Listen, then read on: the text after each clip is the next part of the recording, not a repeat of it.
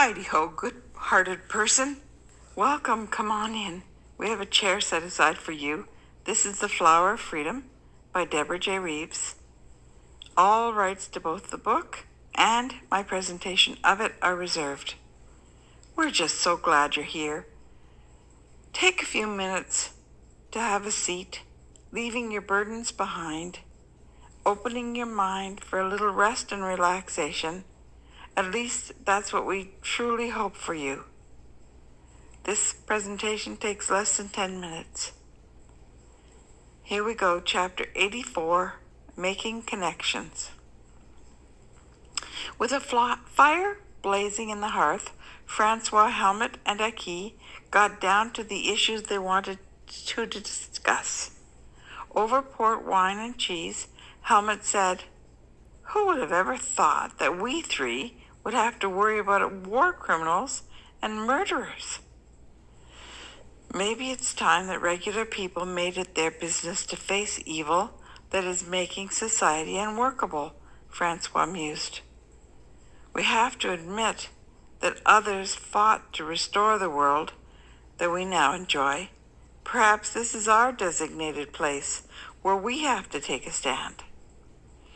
Aki spread the newspaper clippings and then laid down Marie's list, and they all got to work applying their intellect to protecting the good guys, as Francois called it. They went through the points one by one, and none of them knew what to make about the coincidence in Bertie's coma experience. "That cop I spoke to said the boy and the coach both had their fingers, wrists, and necks broken. How could Bertie have known that?" Helmut asked in shock. "We followed him to the hospital. It's not like the visitors were going in and out of the emergency department when he was being treated. He couldn't even have overheard it while he was unconscious, because even the cops didn't know the details until the autopsies were completed." Aki, Helmut, and Francois went over every detail of their predicament until the wee hours of the morning. They moved on from port to cognac, and they fooled themselves that they were more inspired as the night wore on. At least they did until Aki realized the flaw in that logic. He looked over at Helmut, and Helmut was snoring with his head thrown back against the rolled headrest of the sofa. Francois was still muttering over Marie's list. Aki shook Helmut awake, and he pointed him toward the stairs. He watched long enough to see that Helmut was steady on his feet all the way to the top of the stairs. Then he went back to Francois. When Aki got back to the sofa, Francois was muttering over the papers, and he was spinning wild and outlandish theories, so Aki called it a night. Francois was not pleased. He begged Aki to apply his mind to the issue of justice for the next generation. Aki swore that he would absolutely do that, but that his brain power was magnified by getting proper rest. "We will need to be well rested to outsmart and outthink this bastard." Francois squinted at him, evaluating the statement, and then he grunted. "Tomorrow we will storm the Bastille," he yodeled. Aki urged Francois to take all the papers he was studying home with him, and he handed him the big brown envelope out of which Aki had originally dumped them. "You're a good friend to come this far to help me, but it's time for bed. I'm exhausted, and tomorrow is another day." After walking Francois up the stairs, and after ensuring that Francois knew which room held Francois's own wife, Aki walked him to his room, shushing him all the way. Francois was fixated on justice, and he was waxing eloquent on the topic. Aki let him off at his door, and he walked down 2 doors to his own bed.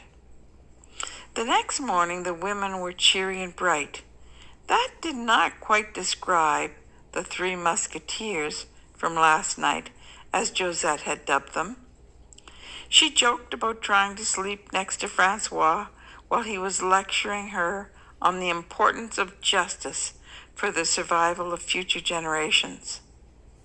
She told everyone that she had threatened him with summary justice if he did not go to sleep.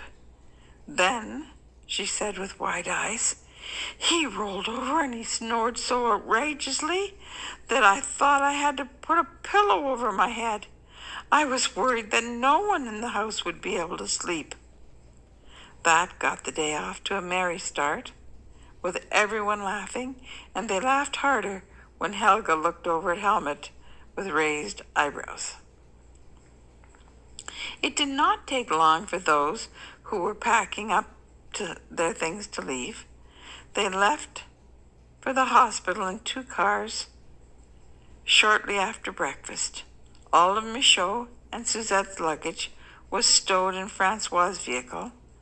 Philippe was careful not to sit between Michaud and Suzette on his way to the hospital. He too had noticed Suzette's calming influence on Michaud, and he hoped that Michaud would be sensible enough to realize the difference between being in love and loving. He thought the odds might be better than 50-50 that Michaud was bright enough to know when he had found the real deal. Philippe rode with them to the hospital to say his goodbyes to them. As he had stated, he was staying until Bertie was well enough to go home. That's the end of chapter 84.